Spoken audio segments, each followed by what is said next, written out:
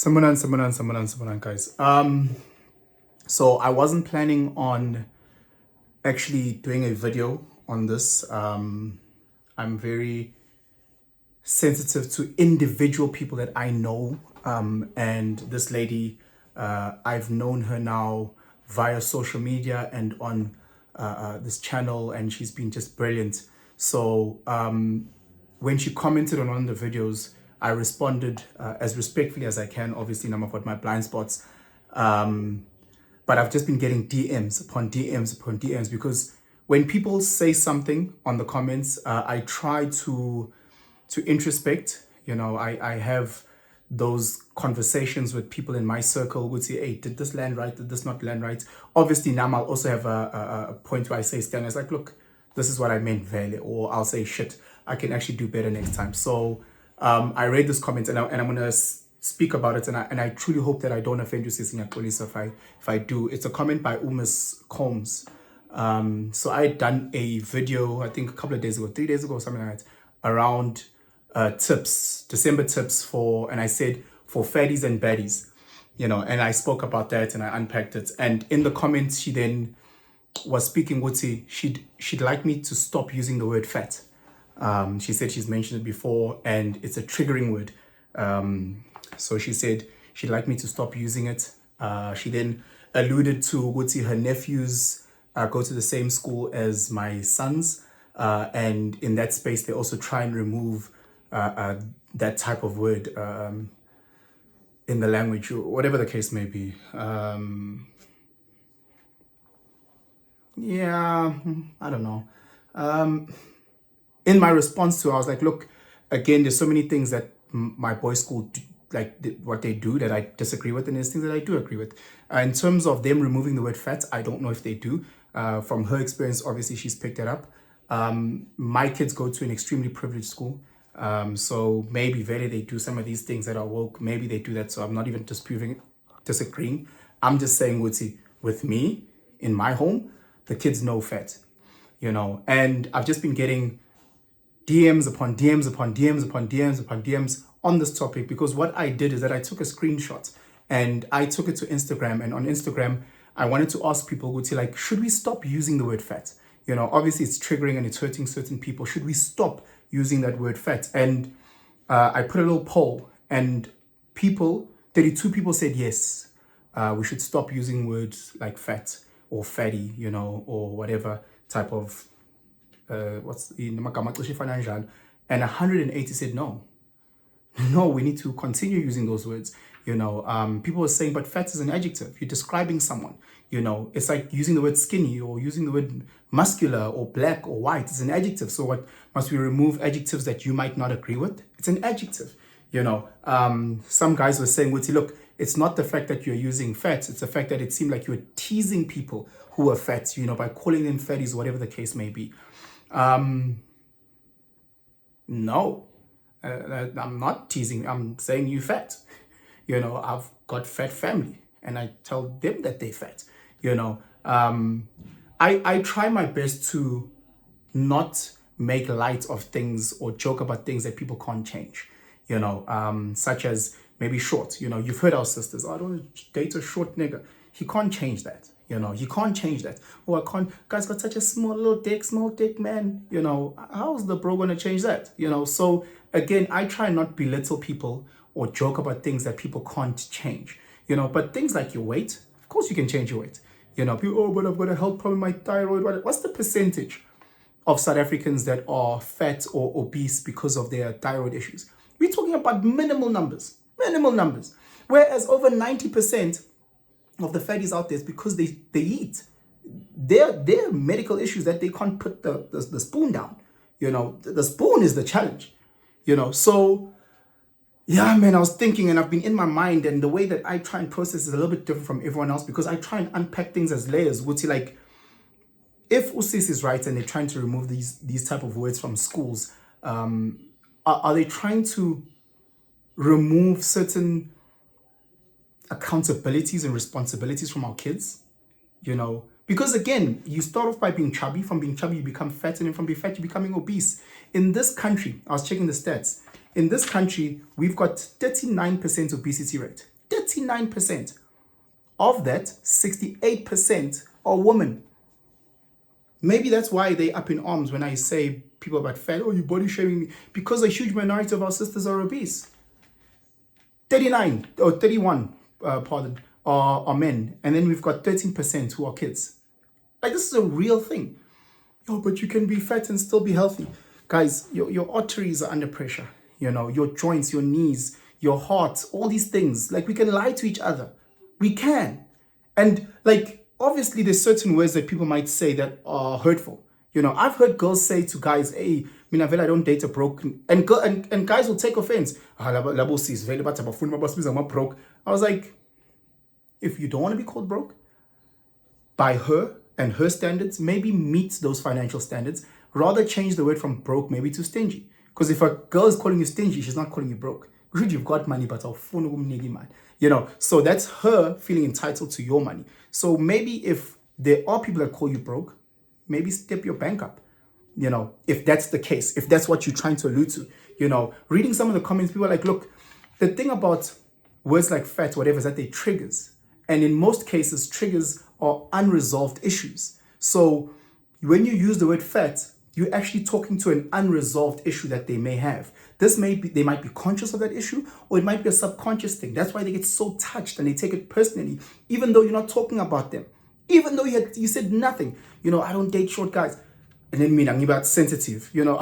I'm not short, but if it's an unresolved underlying issue that I have, I'll take offense and I'll think they're talking about me, type of thing. So I think we need to be very, very cognizant of those type of things. But at the same time, I'm a firm believer in tough love. Firm believer in tough love. I think the biggest issue that we're currently having in this generation, if I see a lot of the guys that I speak to that are in their 20s, whatever the case is, they never got that tough love. They never got people that push them to want to be better.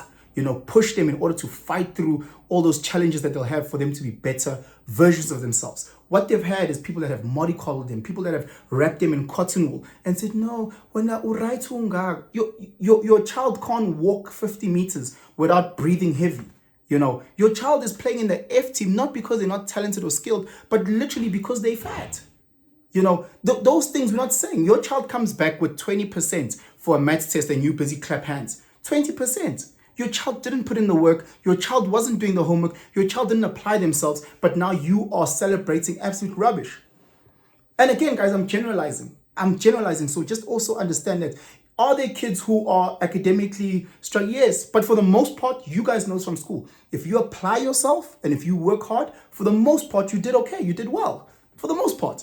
You know that when it came to sports, you know that in terms of work, you know that in terms of all the other things, that if you started applying yourself and use discipline and consistency, after 6 months, 12 months, 18 months, you will start seeing those results. But in today's time, we have to mollycoddle. Oh my God, I can't say these type of things. We have a huge pandemic or whatever of being too comfortable. We so comfortable. Anything that takes you out of that comfort zone, you panic. It's a trigger. I shouldn't do this. No, face that. I'm not saying you shouldn't have triggers. I'm saying what the triggers are alarm bells saying, hey, I've got something that I haven't solved within myself, within my family, within my community. There's something here that we need to work on. If this is bothering me, let me fix it so I can work on it. If it's bothering me because of my cousin, because of my mom, let's actually work on it. Let's go for walks. Let's go see a nutritionist if you can afford that. Let's go and see a dietitian if you can work on it. Let's eat less. Let's do all these type of things. But don't come and say, let's not use these words. No, we should use these words. We should use words like being broke, being lazy. We should use words that you can change. Things that you can change for the better. For the better of yourself, for the better of your family. Let's use those words. Let's use those words. Let's ensure what we want better for society. Taking people out of their comfort zone. Everybody's just trying to be these other people. We live in a society where it's depression after depression after depression after depression. Again, because we either are envious, and when someone turns the mirror back on us, we pretend like, nah, no, don't say that. Don't call me that. Guys, I've never met a person who's had an easy life and great character. I've never. Maybe you have. I've never ever met a person who's been spoiled by their parents growing up. Their life has just been marshmallow fluff and ultramel, and they've got great character. And someone that I aspire to be and is, oh my gosh, I wish one day I can. I've never met that. Every person that I aspire to be has had great challenges in their life. You know, whether we look at, let's say, someone like Jacob Zuma, who had to drop out and be part of MK, maybe that's not your cup of tea, but maybe there's some rapper that got shot or grew up with a grandmother. They've all had crazy amounts of challenges and obstacles in order to get to their goals. All of them, whoever that you can think about, they've had fallouts. Beyonce had a huge fallout with her father. It was very public. You know, there's been challenge after challenge. We saw Solange kicking the shit out of Jay-Z. All these people are going through real life things. And they fight in order to get to the other side. Tina, we just want to magically get to the destination. We've realized that in life, the happiness is not just the destination. We realize the importance of the journey. We realize the importance of the journey. Yes, the destination is great. We realize the importance of the journey. And what's most important is the person that you become on this journey.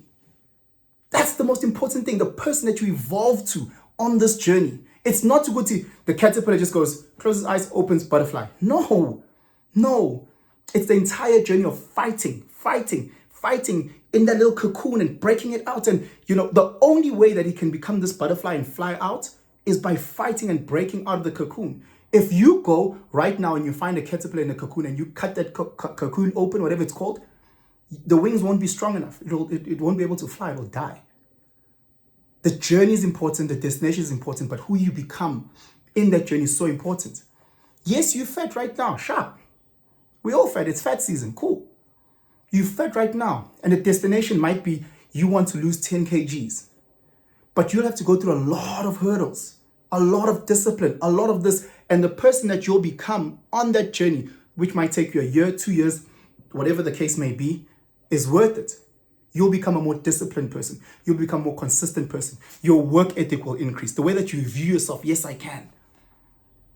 And there you'll find true happiness.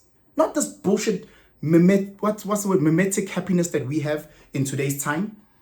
You know, where it's constantly envy, that we're looking, oh, look at that. No, it's not that bullshit. It's literally, I'm here, I want to be there, and I need to evolve and become another person who is a better version of myself in order to get there. Guys, let's not shy away from our triggers. Let's not. Let's face them. The story about the cows and the buffaloes, and cows being able to see a storm happening from afar. And what the cows do as the storm approaches, they run away from the storm. The storm will always catch up. And here's the challenge. As you're running away from the storm, it is following you the whole time. And it will take you so much longer for the storm to go over you. Whereas the buffaloes, the moment they see the storm, they run straight into it. They run head on into that storm, knowing which is going to be short-lived. It's going to be short-lived because they're going one direction, other direction. Don't be scared of these trigger words, guys. Don't be. And people are going to say things unintentionally to hurt you. Unintentionally. And they will hurt. And they'll comment on your height and your hair and your nails and your nose ring. And they'll say those things, and some of those things will really sting. And if it does sting, then you need to sit down by yourself and say, what is it about this that makes it sting? Are they saying things that are true? Maybe the way that they said it, maybe that was hurtful. Or actually, that's bullshit. Let me just, whatever. Like, process those things. Don't run away from those things. Don't run away. But really, guys, sacrifice the now for the future. Sacrifice the now for the future. We want better futures. We need better futures. We owe ourselves better futures. But it only comes at the sacrifice of now. If you are that fat person, sacrifice the now. The sacrificing the food. If you're that broke person, get up, sacrifice the sleep. Sacrifice the comforts of playing PlayStation all day and go graft. Sacrifice the new pair of sneakers. Sacrifice that for future you. Sacrifice it. Anyway, guys, just let me know what you guys think in the comments below. I'm a true believer in the 4 steps. I've said many things, but you have to be open and honest with yourself, with those around you. You have to introspect, why am I fat? Is it a thyroid thing? It could be a medical thing. Is it because I overeat? You have to then introspect. Then you have to fix it. I have to go to gym, or if it's a medical thing, maybe my insulin levels are messed up, whatever the case is, then you have to fix it. And then the 4th one is healing. You heal. And when people make these comments, yeah, I used to be fat. It's okay. Check us in a six pack. Oh, Bebo Pinson used to be so broke that yeah, it's true. I used to be hella broke. I didn't have nothing. That's true. In different space now, because I sacrificed who I was for who I want to become. Let's not shy away from all these tough discussions, these trigger words.